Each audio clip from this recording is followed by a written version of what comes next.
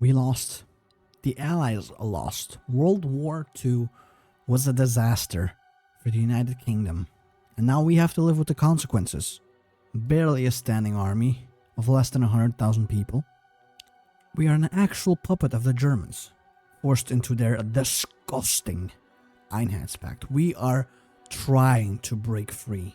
6 years since the uprising of 1956 wrought disaster and anarchy upon nearly every part of this nation.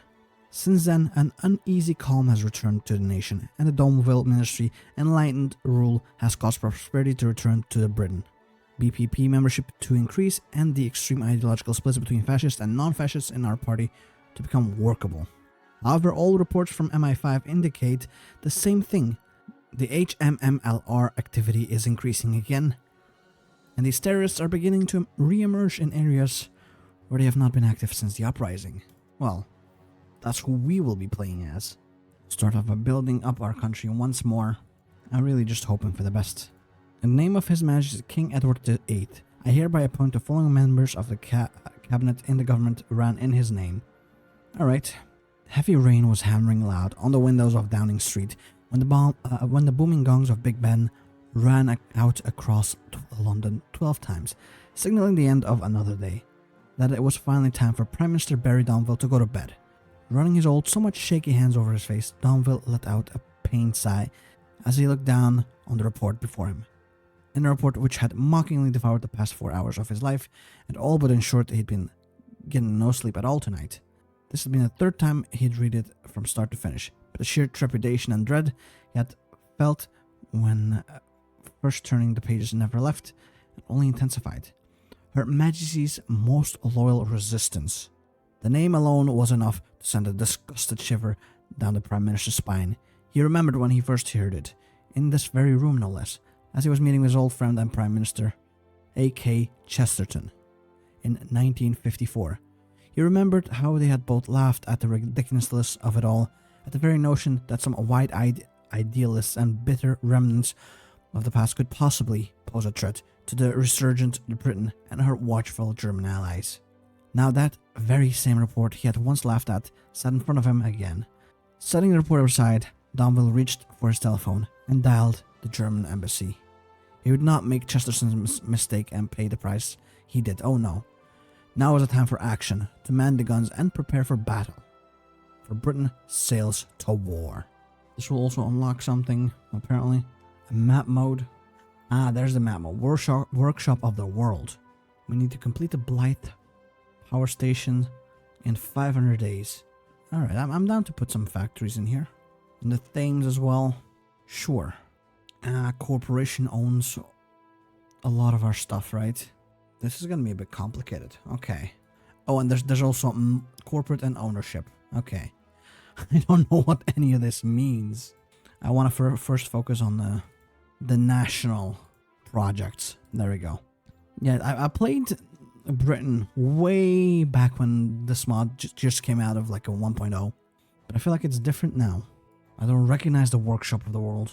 Like a 5% per month. That is actually good. Dominant corporation is also the Rijkswerken. If possible, I'd like to remove corporate ownership. The theme of this year's budget is sound expansion. Expansion of the British economy's strength without expansion of the British economic flaws. I mean, easier said than done, but still. Barry had long since grown used to the headache that seemed to appear in his head whenever Rab Butler and Andrew Fontaine were in the same room together. Sometimes it appeared as a heavy thump. Other times it would be a high-pitched whirring. Whatever it was, it seemed that his body had developed an instinctual intolerance for the senseless, endless bickering that filled the room whenever these two men were forced to interact. Prime Minister, you simply cannot abide by some of the measures here. It is obscene, a gross violation of the British people's privacy and personal safety. Of course he took issue with the Freedom of Security Act. He wouldn't ever turn down a chance to illustrate how much more decent and reasonable he was from everyone else. I mean, some of these methods are grotesque. Increased usage of the BFC, greater surveillance in public, a year's prison for curfew breakers, insanity. A humorless chuckle from across the room signaled that it was time for Fontaine to speak. Oh, this act is insanity, alright. How can you call it freedom of security when you barely increase the funding of the security agencies? How are they meant to get anything done without authorizing use of extraordinary force to interrogate suspects? You're practically begging for another uprising. Oh, you would love another uprising, wouldn't you? Another chance to gratuitously brutalize your fellow countrymen is practically a gift to your lot. Fontaine twitched irritably. Why, are you impugning on my character, Butler? I do believe that would come under Section 7, Paragraph 6 of the Penal Code. Not a good look at all, is it? You gish-galloping, moralizing twit. Can you both be quiet for 2 seconds so I can think, if you please? I will consider some revisions to the bill, as you have both so helpfully suggested. In the meantime, I'm going to ask both of you to fuck off, essentially. MI6 is one of the oldest, most loyal, and most effective houses that stand yet. Or MI5, rather. Oh, we're not allowed to train. Interesting. Oh, I did an emergency takeover. We are now leading in Scotland. Cool. Cost me 60 political power, though. I'm gonna be quite honest. I think he's a load of bollocks. It's too convenient of a scapegoat for them to blame everything on. Hannah and her friends often met on nights like this.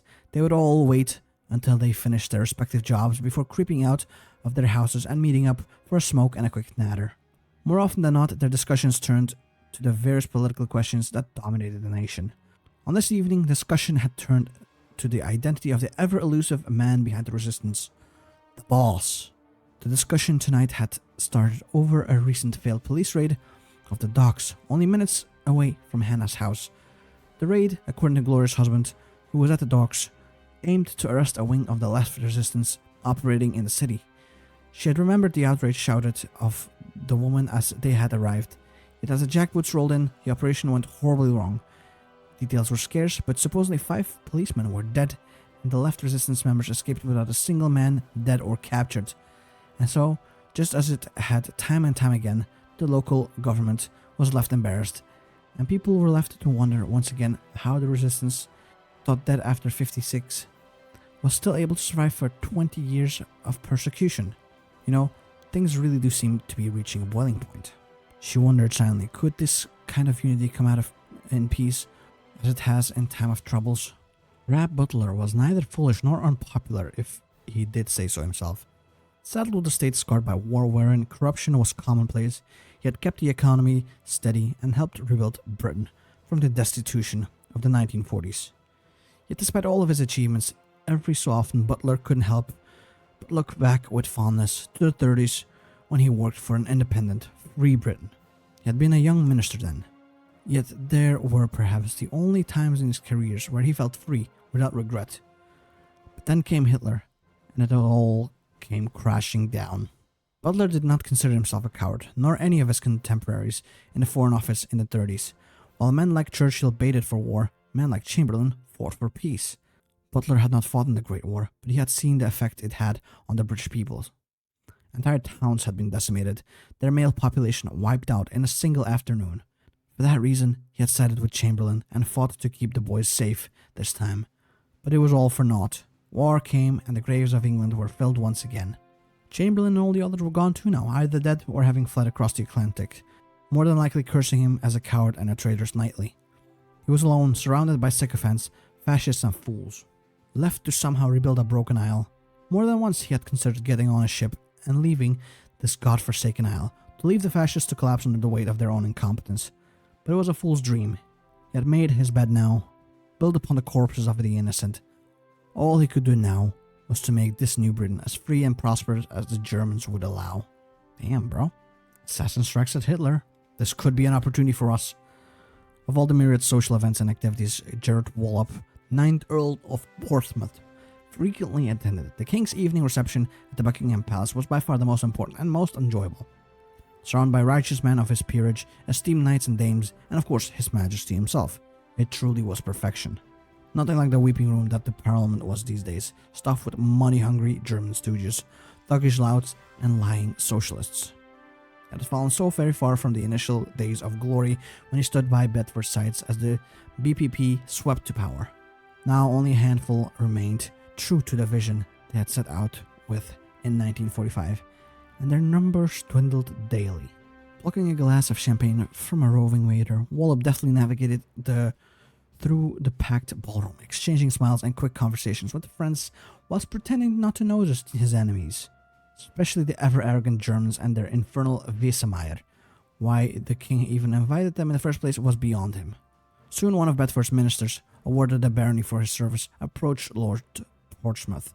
Walp's initial enjoyment of their discourse started to sour, however, as it became clear that the ex-minister was approaching him not as an independent player in the game of British politics, but merely as a leading representative of the old guard.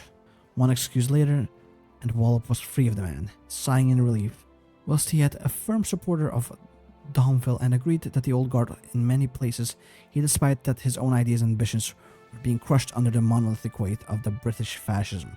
England is but the king's men, the king's land and the king's coin. Don't worry, brother, we will get our independence. Barry sighed as he leaned into the chair at the head of the briefing room table. Opposite to him, Maxwell Knight stood, silently staring down at the table. With Donville seated, the remainder of the cabinet sat down at once. Gentlemen, it is no secret to all of you that Her Majesty's most loyal resistance, or as they are commonly known, the HMMLR, is the largest known internal threat to our government. Following the Prime Minister's orders for me to expand our understanding of them and their weaknesses, I have handed this task to my most capable subordinate, Kim Philby, who will be briefing us all today. Mr. Philby. Thank you, sir. Now, I'll be honest, the resistance runs a tight ship. I've been unable to find much that we do not already know. Nonetheless, I shall lay out the facts we have established.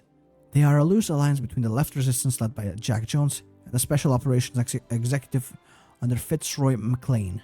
There are two things uniting these incredibly diverse groups. The first is a figure who we only know as the boss. The second is their desire for a free Britain. That's all we know about them on a broader scale. We have more information on a local scale, but nationally, that's it. What do you mean on a more local scale? We are currently looking into some of their cells in Essex, but nothing is for certain at the moment. I expect you to detain and execute these insurgents soon, and quickly too. Peter III, a black cat which sulked these halls, held an esteemed title, Chief Mouser of the Cabinet Office.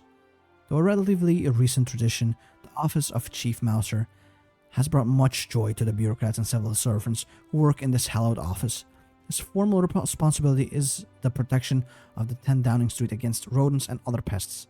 Informally, however, it exists so that the harried and overworked staff of 10 Downing Street had a cuddly little creature to comfort them. But it had been impossible to ignore how old Peter III had become. He had served dutifully in this post since 1947, when he was just a kitten, and in 1962 his efforts have notably slowed. He labors to jump up on desks that a younger Peter would have exerted little effort. Nevertheless, Peter III remained a solid companion for Downing Street's civil servant. Until his last day, he shall bring comfort and joy into their lives. A very important job, man. Very important. Andrew Fontaine stood to speak in the House of Commons. Everyone had something to say, but it was a roar of disdain or a cry of adoration. The man's presence was simply too encompassing to ignore. He knew and encouraged this, of course. He was an ideologue in the purest sense of the word. As he stood, his supporters cheered, soaking in the adulation for a moment. Fontaine cleared his throat. Mr. Speaker, with the recent lull in resistance activities, it would be easy to rest upon our laurels, to allow the fire within ourselves to die down, so to speak. This cannot be allowed. I would remind this House that our enemies are many, and they suffuse every aspect of our society. If you wish for the fascist revolution to survive and continue, we must act. Fucking brown shirts, my dude. Everywhere. And our GDP growth is horrendous. Well, thank you. But the Prime Minister and I came here to address both of you on the topic of the increased accounts of rebellious activities within Britain. I'll let him handle this. Donville cleared his throat. Gentlemen, let us make one thing clear. What's happening now will never, under my leadership, escalate to something seen under the leadership of Chesterton or any former governments. There will be no widespread rebellion. What the people of Britain are experiencing now is simply bandits and thugs bringing havoc across the nation. I assure all of you this will not escalate. Both Germans nodded their heads. Wesemeyer seemed satisfied, granting Donville a handshake. Wolf, on the other hand, seemed hesitant. You seem exceptionally confident, and I would be willing to pledge the support of the garrison to your government. However, in return, we expect the Wehrmacht to be granted command of the garrison's officers. Donville's face fell, but he tried not to show it. Another area of governance relinquished to Germania was nothing new. Of course, this is not to imply British officers are incompetent. Wolf continued, a smug flicker in his eyes. German soldiers require German leaders, after all. I trust that this is acceptable. Donville sighed internally. You have a deal. Like all good National Socialists, Edmund felt a cold chill run down his spine the moment he heard that Hitler had been struck. Images of the worst-case scenario appeared in his mind. The fatherland burning to ash as it was overrun by liberal Judeo-Bolsheviks. Whilst he was trapped here, powerless to help stop it. Thankfully, the Führer had survived, and such an event had not come to pass.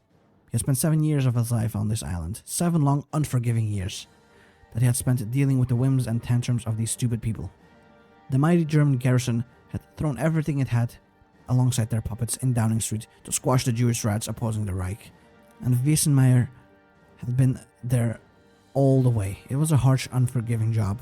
He wished more than anything to be given the order to simply set Wolf and Wigan upon anyone even remotely treacherous, so that he would deliver Britain entirely into the Reich's hands. He frowned. The Reich itself was starting to buckle. He made it his business to keep up to date with what was happening to the fatherland. Would the Jew prevail in the end? No, it couldn't be so. He shook his head, steeling himself. He would keep Britain very, very close to the Reich. Whether she wanted to be kept in the golden cage or dragged in chains, it mattered little to Wiesenmeyer. He's been doing this for nearly a decade already. Might as well finish the job. We will not let him. He will not divide us. Or something like that, I don't know. The SOE is a threat of peace and stability in Britain. Their culling will be necessary. Alright. Across all of Britain, a factory floor to old or ramshackle houses, the people go quiet, just for an hour, as so many of them listen anxiously on their battered radios. For it is at this time every Tuesday at 7, a broadcast goes out. It speaks of the tireless works of Britons standing up to fascism, of working past the failures of the tired old men, and of a new, better Britain emerging from the ashes, one not tied down by its failings, but pushed forwards by its people. That broadcast did come from Britain. It was not one, from an old resistance general, nor an old politician from the war. In fact, it was given by an asthmatic former journalist, the man who now stands as the head of the exiled Labour Party, Michael Foot. As he finishes his broadcast each week, he could not help but feel a tinge of guilt for hiding away in Canada while the brave resistance members continued to fight. Roger smirked as the Free Corps platoon trudged their way through the heath. John had been leading them on a merry chase from Loch Leven, and now their plan was coming in fruition. Suddenly, Roger sprinted out of a bare stretch of ground. The road was right ahead of him, and behind him he could hear the Free Corps bundling forwards.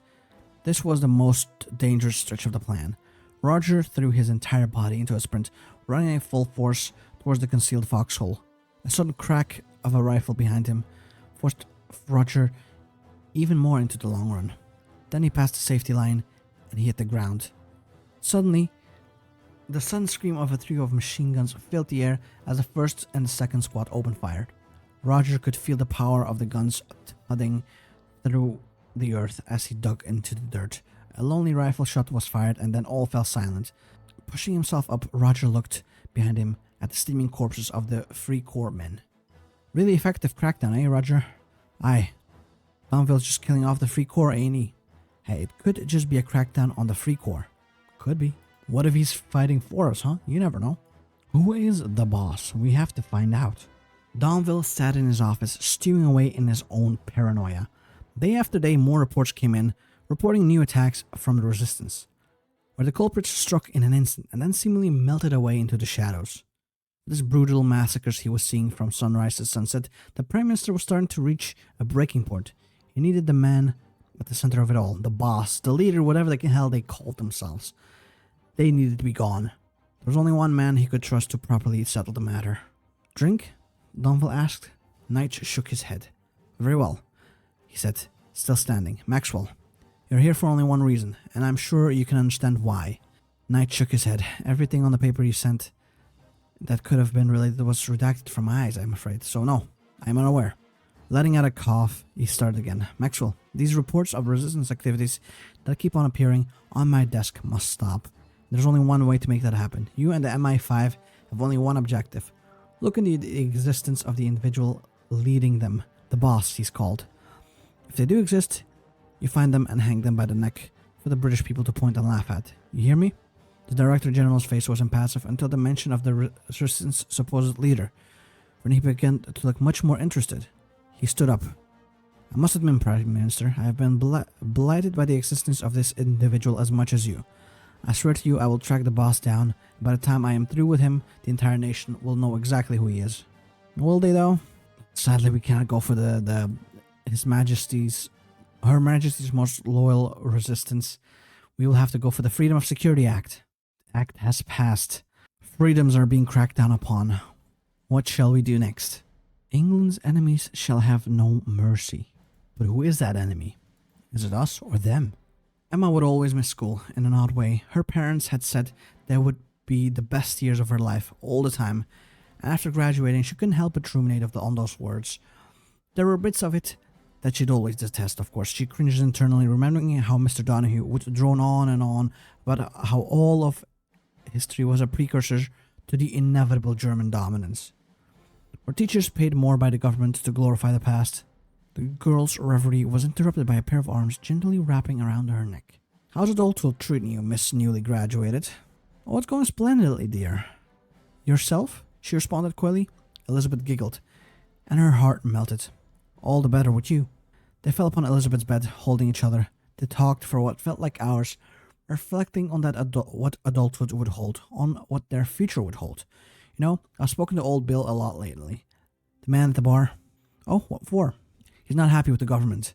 Elizabeth snorted. Who is these days? That's what he thinks, and it turns out that he has some other friends who also aren't happy with them. Elizabeth's eyes widened as she sat up. You don't mean... I said that you and I could possibly meet up with them soon. See what it's like. Alright then. Love can always bloom, no matter how forbidden. The party will be split. I think we'll definitely go for the pragmatists. The ideologue was that one brown shirt man in Parliament, I think, right? Oh, I just noticed before the time runs out, all of this has to be completed as well. So, where is this again? Northeast, Anglia, East, Midlands. There we go. Northeast has to have Rijkswerke above 25% as well. Contract permits.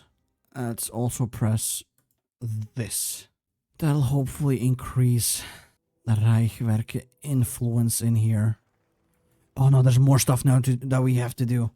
Ideologues will gain chaos plus 1%. And in London we also need state ownership to be improved. Let's start with our problems, eh? Improve that. And get back to the northeast. It's currently at 22.5. The will of the people is inimical to the development of a strong nationally coherent society. It is important that the government and the state exercises a necessary guiding hand so that the revolutionary spirit is directed towards a positive end. Alright, whatever you say, buddy. Unemployment can be reached by increasing state ownership. Emma did not know if her father knew his bar was being used as a meeting place for members of Her Majesty's most loyal resistance or not. She liked to think that if he knew, he'd be supportive of it. The same way she privately hoped that her parents would support her and Elizabeth's relationship if they were ever caught.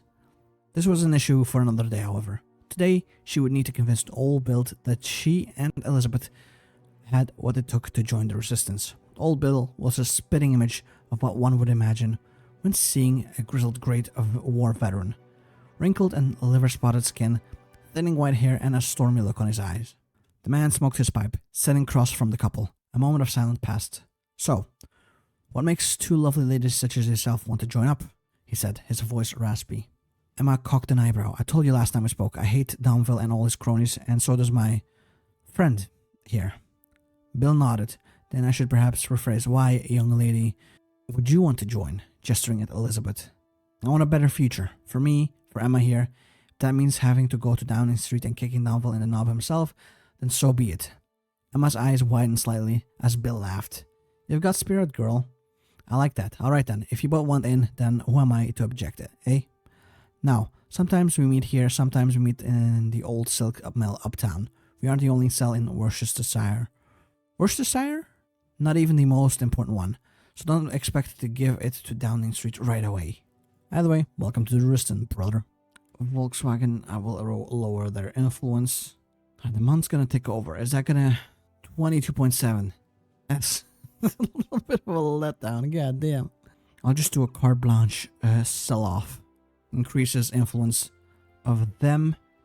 This, yep, brings this up to where we need it to be. And now we need Thames Estuary Airport to have corporate ownership of 33%, and Northeast ownership needs to increase as well. State ownership in Northeast needs to increase. Okay, fair enough. Prime Minister, what can I do for you today? Said Lord Portsmouth, shaking his old friend's hand with a grin before reclining into one of his meeting room's immaculate leather sofas. What you can do, Lord Portsmouth, is something I think you'll enjoy very much. I know we sidestepped the issue last time we met about the Freedom of Security Act, but we simply cannot afford to ignore it any longer. The House of Lords needs a good cleaning, and you'll be the one holding the duster. At this, Wallop couldn't help but smirk. Finally, those pencil pushers in the Commons had at least realized the mortal peril the House of Lords, and by extension all of Britain, was in. Thank you, Prime Minister. Rest assured, I'll get your upper house back in shape soon enough. Good, good.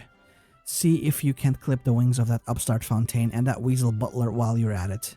The BPP is our party, Gerard, ours. We made it, and we'll bloody well keep it leading it, no matter what the others think. To that, Wallop could only smile, before he walloped one. So what else do we need? State ownership in Northeast needs to be high. Yeah, we're gonna rinse out Volkswagen. That should, yep, that pretty much fixed the entire Blythe Power Station B. And now we will focus on the Southeast, which is... I'm so bad at... There we go. British geography. We need state ownership above 50 and corporate ownership of 33%. So first, we'll pretty much take away AEG's influence, increasing our share dramatically, and then we'll sell off to corporations. That's what I'm thinking currently. Tax breaks on stamp duty, so I'll press this. We have some chaos, right? Damn, that's a lot actually, 8.5. I thought it was only 1. Let's get rid of some of them by dealing with our party. So London needs more corporate ownership, right? So this one. What else did it need? Southeast state ownership. Okay. That shouldn't be a problem. Donville remembered the first time he stepped into Germania. He was one of the younger ministers sent at the time, which was saying something, considering how old he was at the time. And vividly remembered stepping off of the plane and seeing the teeming masses all cheering the newly built capital. The National Socialist vision, now permanently etched upon the face of the earth in immutable rock, granite, and glass. He had never truly bought into the idealistic side of things in that way, like some of the others in his party had. But he could understand where the crowd's joy came from. Constant propaganda tended to make one's view of erection of a sprawling ideological monolith to the greatness of your own country as nothing but a good thing. But as Donville put up his umbrella, as he walked through the streets of Germania, the fire was gone. In its place was a heavy, stagnant malaise that filled the air. The facade cracks. I mean, Germany is pretty much close to the end. Chaos has reached a new threshold. Oh, that cannot be removed, I guess? It's at 11%. How? Urge conciliation, sure. Oh, it keeps increasing more and more, I think. Bang, bang, bang. Emma sighed in frustration, reloading the rifle. This would be her third try. The green bottle sat upon the tree stump, completely undamaged, as if they were mocking her. She tried again, finally getting one. Yes. Well done, love, Elizabeth said, hugging her from behind. But your technique could use some work. Emma scoffed incredulously. Come off it, Lizzie. We're both beginners. It's not like you could do much better. Elizabeth only smiled sweetly. Bang, bang, bang, bang. Emma's jaws dropped as Elizabeth turned around to face her. She had shot all of the bottles on her first try. How's that for a beginner, huh? How? Father used to work with some rich men, and they went hunting trips together. Sometimes he would take me and show me how to do it. Can't say he would have expected me to be using those skills like this, though. Can you teach me? Of course, sweetie. Now your posture's all wrong. Whatever you say, buddy. Adolf Hitler had been a larger-than-life figure. His influence had shaped the world for decades. Undoubtedly one of history's great men. On a few occasions Donville had personally spoken to the Führer. His keen intellect and sharp wit had shone through with every word he said. Truthfully, it was almost captivating to see him speak. If Dom had not been told that this shriveled-up old man in front of him was Hitler himself, he would not have believed it. I mean, yeah, It's an end of an era. A way to sustain economic growth would be of use, certainly. Yeah, I think I'll focus on that. Donville should signed with Butler. Why would I don't want Andrew Fontaine. He can suck it. Oh, it's time? Emergency takeover. Southeast, right? We need state ownership of 50 at least. It's currently at 25. It's not gonna quite get us where we need to be. It's a good start. And let's remove some more ownership. We're at 45 now. London needs more corporate ownership though. Like at least 33, right? Yes. Which we can easily do, I think. It really did irk Jane Birdwood, the second Baroness Birdwood, that she wasn't able to assume her husband's seat in the House of Lords after his death some months ago. It was bad enough that her in-laws' family still scorned her, even at the funeral, still in a huff for some reason about how she had torn their family apart, or something like that in having an affair with Baron Birdwood, then marrying him after he divorced a cow of a wife.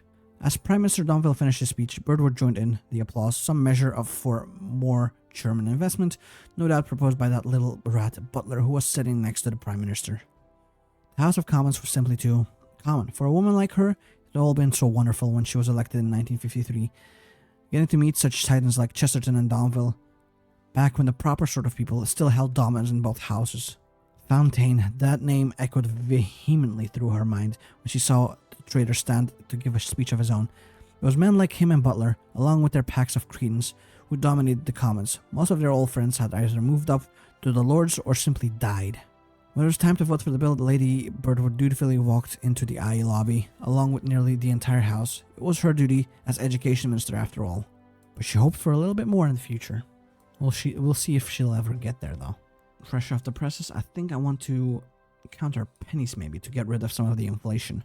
Who shall lead? Butler. Let's go with that one. How's our chaos looking these days? 17%. That's not great. Expel troublemakers from the BPP. Yep. Then we're at 18% now. Let's press this button as well. Get even less chaos. A seat for the brute? No, keep the rabid dog chained. There we go. Corporation ownership has increased to above 33%. Now we just need state ownership to increase. By stealing from the Deutsche Bank. Damn it, chaos keeps increasing. This is gonna bump it down. It didn't? Oh, now we're stuck to... Oh, I see. So we're kind of stuck now. Urge a coalition. Click this one as well. There we go. Just have to make sure we don't get above this, because otherwise we'll be stuck there. Oh, 100% completion. Perfect. Now this can go down. We'll get thermonuclear plants. Okay, that's good at least. Unemployment will decrease by 0.1. Not bad either. But state ownership in, what is it, Southeast must increase. Southeast private ownership will increase. I don't want that, right? Not yet. Wait, what? Oh, is this a new one? Oh, this is the previous one. Never mind. Oh, we'll have to keep going everywhere. Okay, this is rough, man. Now, state ownership needs to... We're still in the progress of doing all of this. State ownership is almost there. There's just constant projects everywhere, huh? Southwest also needs AEG influence above 25. For which we'll give carte blanche, I think. Actually, that might be a bit difficult. The BPP conference will begin. That's good, at least. Oi, you, get back here, now. Shit. Someone had decided to snitch on them to the local police. Now the silk milk was a no-go. One moment it was fine, and the next the police were knocking on the doors. Who could it have been? She knew for a fact that it wasn't her. Lizzie, Old, Bill, Madge, Harry, or Tom. That left Ron, Harry, Cal, and Bob. It was probably Cal. Ratty little bastard always looked suspicious. Well, what's cracking off here then? Her blood turned to ice as she turned around and saw a ruddy-faced, balding man in a police uniform with a toad-like smile stretched across his face. Looks to me like he might be running away from something. Mind if you come back to the station and answer a few questions? She spat on his shoes, making his smile turn into a look of seething rage. He stooped a little. The officer never got to finish his sentence, as a rather beaten-up old car emerged from behind the officer, knocking him over. Taken aback, Elizabeth only realized who her savior was when she heard Emma calling her name from the car. You saved me. God knows what he'd have done. Bill contacted me. We've got a new place sorted in the old cigarette factory uptown. I'll get us there, and then we can relax. How many of these are there going to be? Pragmatists will also get some extra influence. That's good, and less chaos. What is it in Southeast that needs to be done? State ownership needs to be above 50. We're close to that. There we go. One more of these, I think, will be golden. Redefine the armed forces, of course. Leash to the wild dogs. Damn it, I accidentally pressed this button on the wrong tile. I have to wait 50 more days. But I'm close still, I'm close. Reopen training grounds. Let's do another emergency takeover. And just save up as much political power as we can whenever we can. These events will not keep showing up, giving us abundant political power. So I'm also just focused on the Werke. Oh no, a new crisis. It was late in the evening, and the cabinet of the United Kingdom was called in for an emergency meeting with the Prime Minister. All who could attend were quickly rushed through London's chilly streets to Downing Street, where Donville anxiously awaited them. To put it plainly, gentlemen, we're about to face the worst winter since the days of George II. Projections show that if we fail to act, hundreds could die of the cold as our energy grid is strained to the breaking point. In worst case scenario, the whole villages could freeze to death as the heating fails. We need to move quickly and mobilize our workers to increase energy output. With proper motivations, our miners could be able to temporarily increase our coal reserves enough that we can meet the increased demand. For once, I agree with you, Andrew. However, we should look to see if our German friends can't help us through this crisis as well. We are in a unity pact after all. They can't exactly refuse to help an ally in need. Alright, I'm very curious. There's the winter, yeah. We need to... 90 days? What the fuck? How are we supposed to do that? So Scotland needs to have state ownership of above 30. Isn't that already the case? Yeah, 39. AEG needs to be above 17? I don't know how to do this one. Okay, AEG is above 70, good.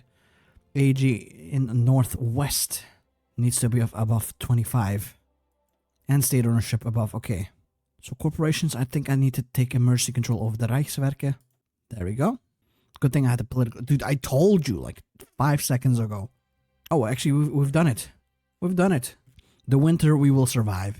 Let's focus on taming the rural Britain, because that will increase pragmatism as well. Search for the terrible twins drags on. We still haven't found the leaders of the resistance, let alone Big Boss. What is Big Balls? Trying to bring the Queen back. Or we should almost be ready for the winter of 62. It's at 100%, so it should fall away, right? There we go. Overtime. Some days Peter just hated his job. Being a coal miner was in his blood, a proud family tradition of the Clives since his great-grandfather first took up a pickaxe with several hundreds of other men and began to burrow deep into the earth in search for the fuel that would soon power all of the rising British Empire. He too had felt the rush of pride when he too took up a pick for the first time all those years ago in 1940. He wasn't just mining for a paycheck at the end of the day, but for the whole country to keep the lights on in their darkest hours. But now he had felt only a trace of that pride. The old unions had been obliterated in a matter of months. He was soon told that he'd be working for the Rijkswerke from now on, and then the briefest glimmer of hope was crushed under the garrison's jackboot. So when he was called in once again to work hours of overtime for the country, he felt but one thing: anger. Success against the deadly cold, but at what cost? The gamers will rise up one day, I promise you that. So we should also continue. Corporate ownership needs to increase in London. Still in London, right? Carte blanche, sell off. Then maybe 1 or 2 more increases in corporate ownership. Inflation decrease. You know what? No, yeah, inflation decrease. We'll do that one. It's pragmatism anyway. That's what we want. Unemployment is down. Inflation is getting down there. GDP growth is asked all. Corporate ownership in London. That's still what we're working on. So close. Ooh, our credit rating progress increased by 10. Nice. Our GDP also increased by 0.15. Not bad. Both our inflation and our GDP and our unemployment is down to where it needs to be. It's just our growth. It's abysmal. Let's speak with the unions. And this is the final one, right? This should bring us above 33%. Good. Everything is done exactly how it needs to be done. And now we just wait until the buildings are finished building. The United Kingdom is chugging along in the Einheitspact, but cracks are beginning to form. We completed the build-up for the winter of 62. Now we're completing all the projects that we can do in here, but people are upset. They're getting exploited hard. And something's gotta give. When that happens remains to be seen though. We have but a few focuses to do before an uptick in activity will start. I will want to increase our poverty rate. I think this is more important. I'll improve our poverty rate, not increase the amount of poverty people. Because right now it's already over 40%. I'd like to get that down. The idea looks keep getting more and more control. It's annoying, but we have no choice but to just deal with it. I will, of course, not seize the mental fight. Sadly, we will get a slight decrease in GDP, though, with that. When Ben told his mother of his intentions to join the army, a flurry of emotions swam through her eyes. Shock, fear, and sadness were all visible, before they finally settled on anger. His face was met with a sharp slap. What the hell do you think you're talking about, you stupid boy? You can't join the bloody military. You're barely out of school, for goodness sake. Knocked off kilter by the unexpected smack, Ben quickly snapped back. Oh, and I'm old enough to work in some dingy old factory all day, am I? At least this way, I'm not wasting my life. I'm actually doing something for once. A waste of life, is it? Is that why you think about your dad? Did he waste his life then? Silence fell over the mother and son, as the unspoken presence of the missing family member made itself known. Not you two, Ben. I can't lose you two. I just can't. Mom, I swear I'll be back. I promise you. I'm gonna come back home, and we'll be much better off, alright? She could only sniffle in response. Regardless, he had signed up. He was due to be heading to basic training in a few days. Our inflation is back up, sadly. Still need to lower it. I'm counting my pennies still, so it should go down. Oh, here inflation will increase and GDP will increase. This is actually great. Exactly what I need. Increasing gears and then 2 more focuses before most likely shit will hit the fan. Now we'll call upon the accountants, divine. Lower our GDP slightly. Maybe I should have done that first, huh? What's with this tiny little Israel? And what's with this haircut? I kind of like it. They're all allied to each other, apparently. I cannot believe it. It wasn't often that Barry Donville had people around for dinner, and rare was it still to be anything other than a state formality with some packed ambassador whose nation had something Britain needed. But tonight, for the first time in a long time, he found himself dining with the company of a true friend. And with real cause to celebrate too. For Wallop's attempt to rally the lords and to start the process of cleaning house had gone brilliantly. However, in between jokes, sips of wine, and mouthfuls of steak, Donville noticed that Wallop seemed down, his gaze lingering on the paintings that surround them and his plate remaining mostly full. Is there something the matter, Gerard? You seemed awfully low for a man celebrating a triumph. I just can't stop thinking about how much we should have done. The Germans still own half the countryside. We haven't even had a chance to make a new English character, and Germania still treats us like a vassal state. We need to do more, Barry. We have to. To Wallop's surprise, Donville's reaction to his tirade was laughter. The first real laughter he had heard from his friend in years. You've still got the old fire in you, eh? Not an old battleship like me quite yet, are you? Things may be far from perfect, that is true, but it could still be worse. After all, I don't think the Elders of Zion are in any state to orchestrate our downfall anymore, are they?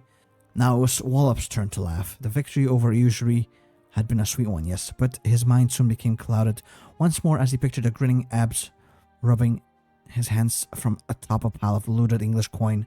Still, I want to do more. I want to see all the problems blighting our lands, and it's infuriating not having the power to do anything about it. It's like I'm always stuck in the 30s. Seeing Lord Portsmouth's zeal and passion was alive as it was 30 years ago, a question suddenly occurred to Donville that he had not seriously considered in years, having resigned himself to having no say in the answer at all. But now something had changed, and now the old guard had a champion of their own. Could Wallop be more than an ally? Perhaps an heir? We'll see about that. To have made immense progress over the past decades, and especially in the last few years, the resistance continues to plague Britain. Well, maybe try and live on your own, brothers, instead of living in the shadow of the Einheitspact. Oh, soon it will break. I still believe we can't really train anything. No, we cannot. Alright, we have to do something, huh? The focus tree is out. Now what? I think now we just wait for the inevitable collapse. Despite the government's best effort to accomplish this year's economic goals, I must report the honorable members of the Commons. The recent complications have forced us to adjust expectations for economic progress in 1963. These minor shortcomings will be resolved presently pending further planning of the 1964 budget. I mean, yeah, we've only made one of the goal. Pretty sure, yeah. We had inflation, but it then went up somehow. Oh, what? Oh no. Hitler is dead. Donville did not take the news well. It is said he wept for an hour before leaving his study to give an official statement to the press. To Donville, Hitler may not have been perfect, but he was the savior of the Europe and liberator of Britain. And once sorrow faded, fears crept in. Without him, what was to become of the Reich? What was to become of Britannia? To Fontaine, the news was deeply sorrowful. For one, the humanity's greatest minds was lost to us. Hitler had liberated Europe and allowed the greatest members of the British society to rise unrestricted by old morals. Yet beyond this, Fontaine was more concerned for Britain itself. Without its great benefactor, what was to become of the BPP? For Wallop and all the great lords of the news brought them fear, overwhelming fear for their future.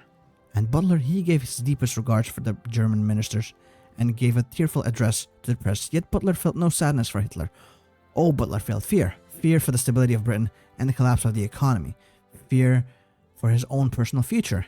Yet beyond his false sorrow and fears for the future of Britain, Butler felt a thing of glee, of happiness for the tyrant who had destroyed the Britain he loved. And for the public, the great subjugator is dead, and the future lies in flux. Where to next, old man? Oh no, we can descend into utter chaos. That's not good. It was a rainy day when Emma and Elizabeth found out that Adolf Hitler had died.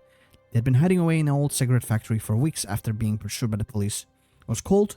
Beyond that, the makeshift bedding that they had established with other resistance members on the upper floors made for a surprisingly comfortable living situation.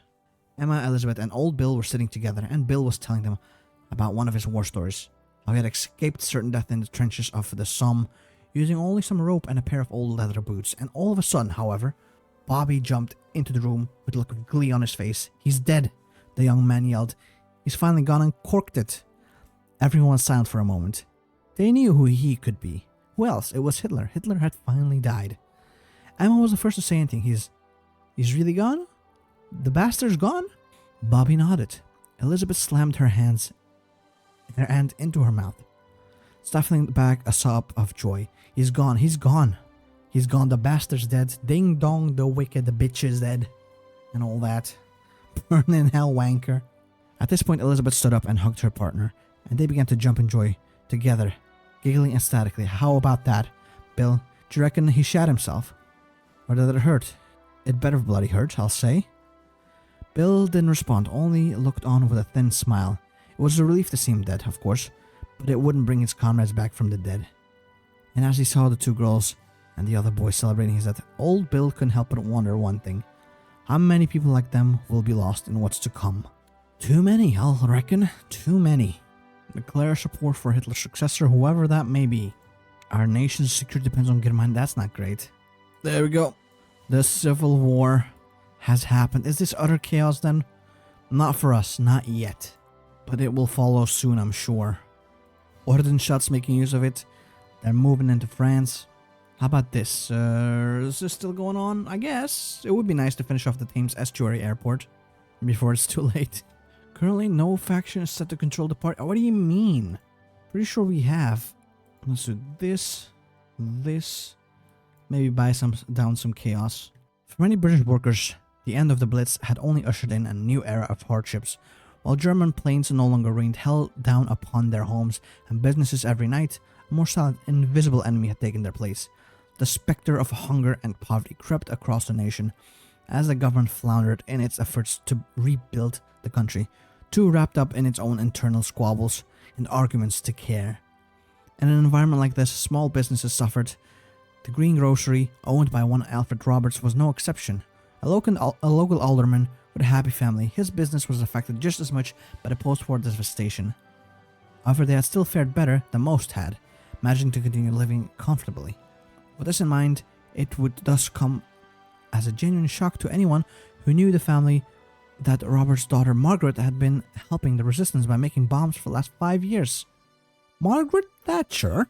Making bombs? For the resistance? Why, I never...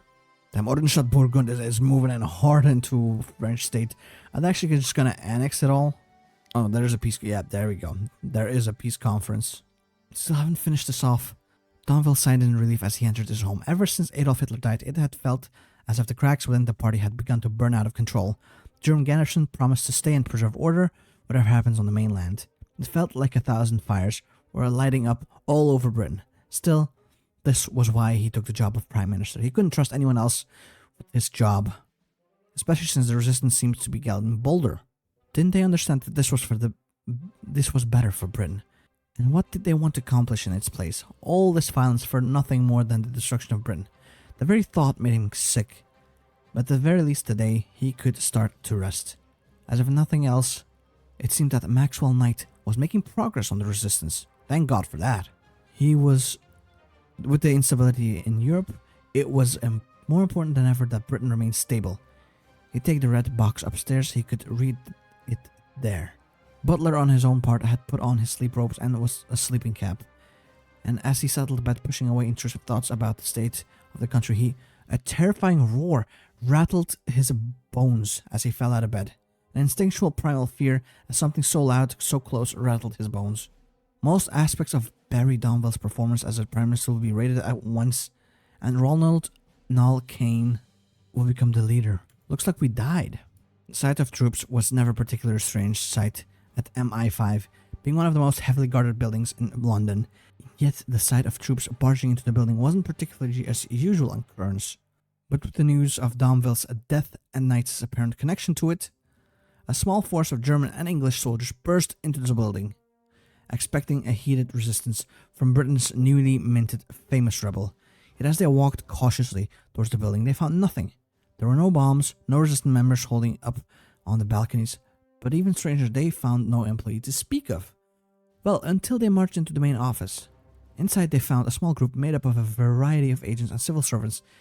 Instinctively, they pointed guns at the pack, and with guns pointed at him, Kim Philby, the appointed leader of the pack, was offered a small smile, replying cautiously, "Stand down, my friends.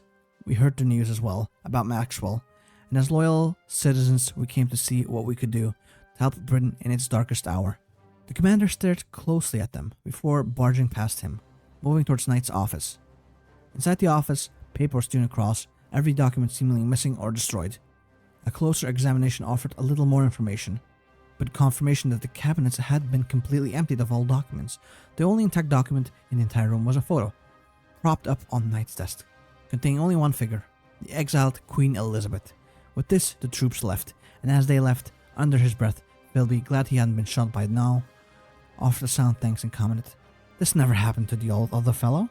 So Knight was a part of the resistance? I see different corporations give different things. Corporate gives us some GDP growth, some political power gain. Okay, I see. It would be hard to balance it though. The words panic did not quite convey the level of sheer chaos and fear that had engulfed Ben's platoon. They had been in basic training just a few weeks ago, when all of a sudden, they had been ordered to ship out to the capital. That it was a state of abject emergency. There was no direct confirmation of what was going on yet, but rumors would always spread, and these rumors were shockingly consistent.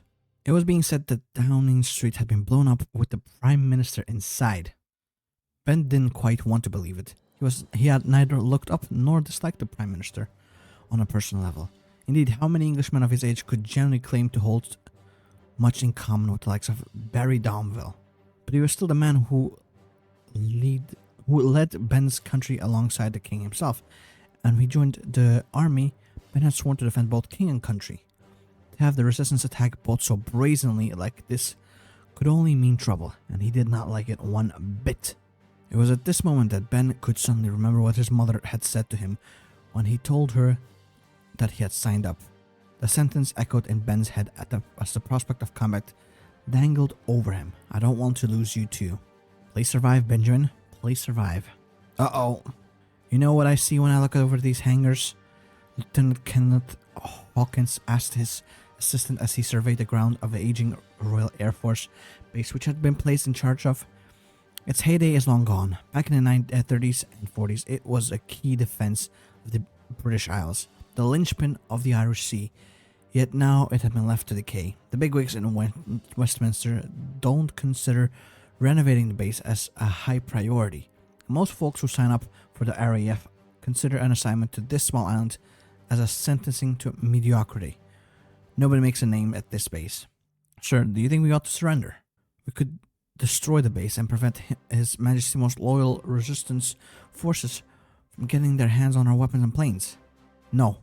We may be isolated from our forces, surrounded on the coast, with the threat of Her Majesty's most loyal resistance attacks, but I will not surrender this base to them unless it's over my cold, decaying corpse. They will have to bomb this island into the Stone Age if they want it. Get out a notepad.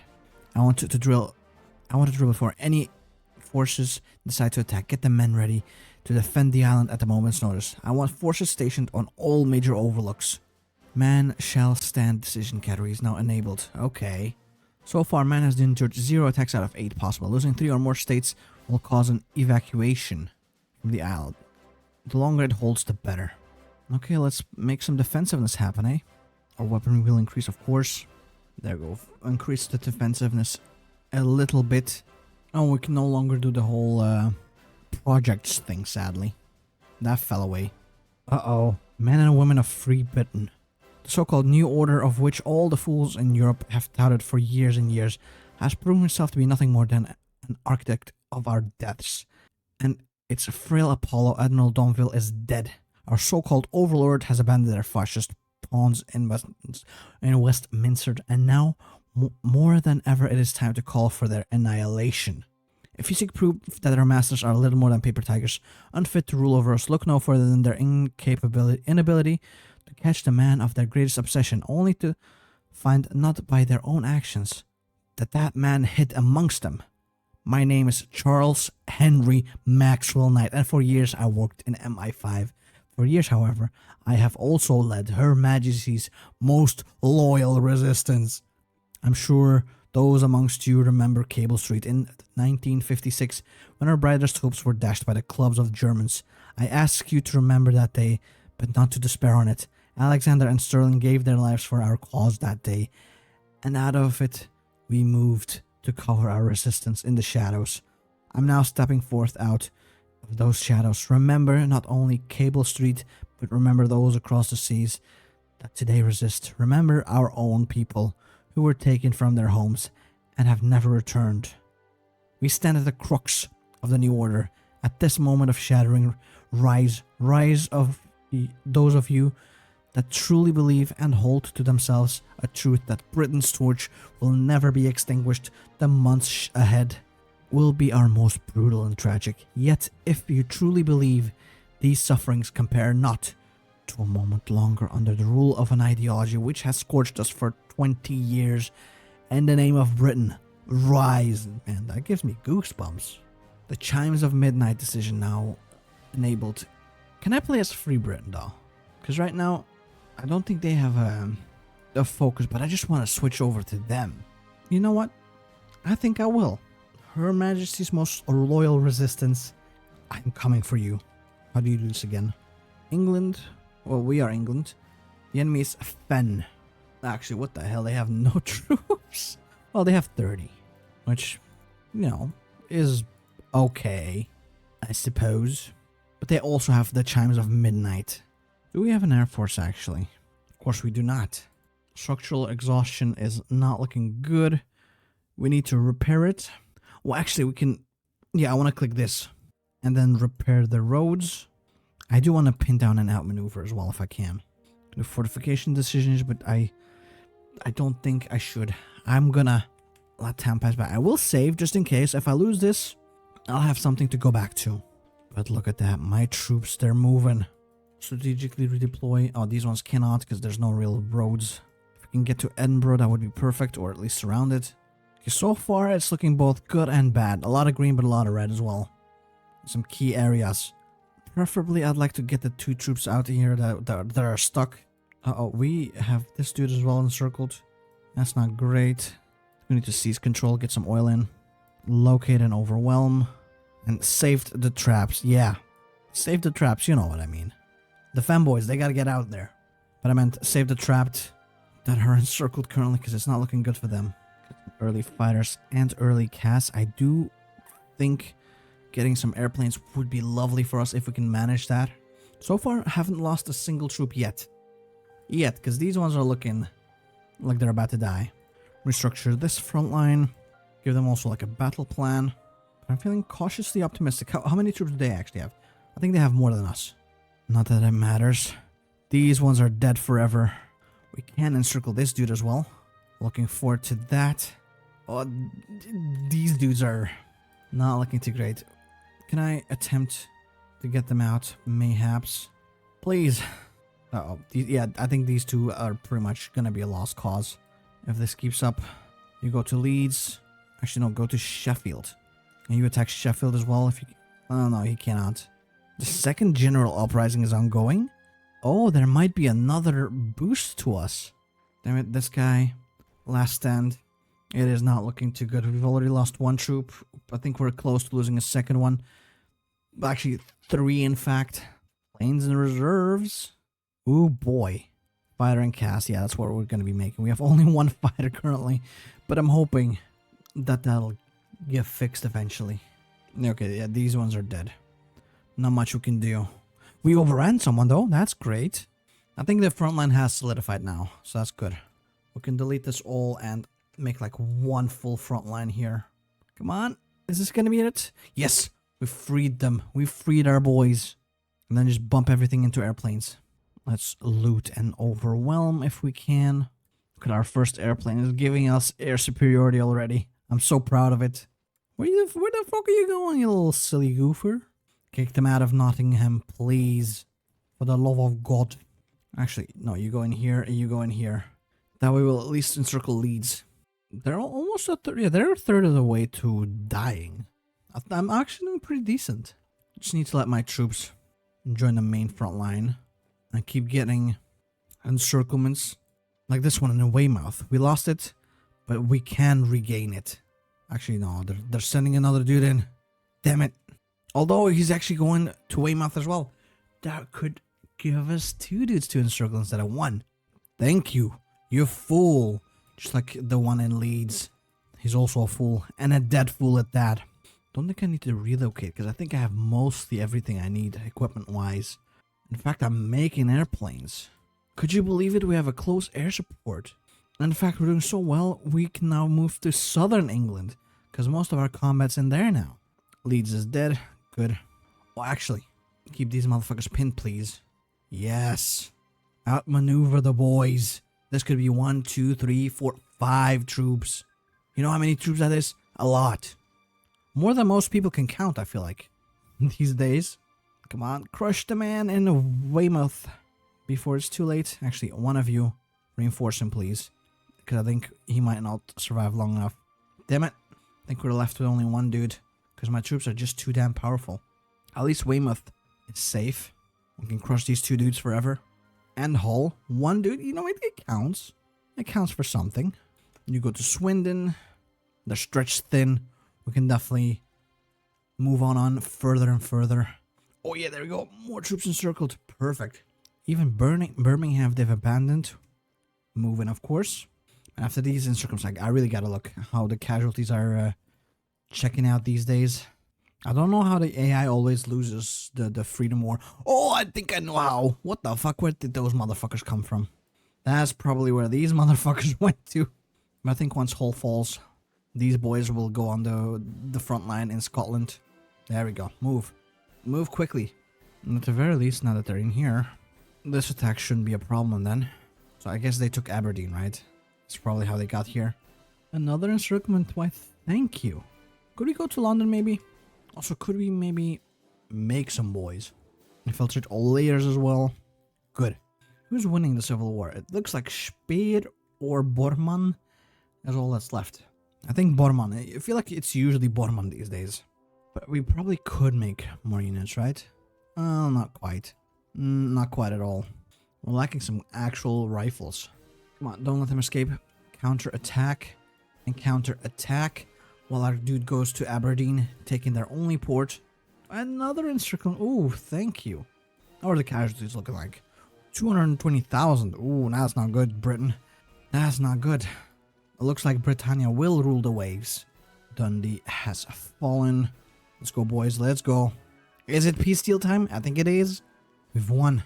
Her Majesty's most loyal resistance have bested Great Britain. We do have a financial crisis that's imminent. Whoopsie doopsie. We got all of the Isles. No more focus tree, sadly. I was hoping we'd get at least some events. Well, we have fiscal crisis. That's not quite what I meant. What events? How do we have a fiscal crisis considering we have 2 billion in debt? Pay debt. Negative GDP growth. That's gotta be it, probably. Well, I don't know what to do with that. Because our debt to GDP is gone. We actually have no debt. Somehow France joined the Einheits Pact. Oh, initial trigger. Free Britain doesn't have playable content yet. Why are you here? I don't know. Seemed like fun. Well, I guess we should have stayed with the collaborationist boys. But I wanted to see the Free Britain come back. And honestly, I'm still happy I tag switched to them. But with that, that is pretty much all the time I have left for today.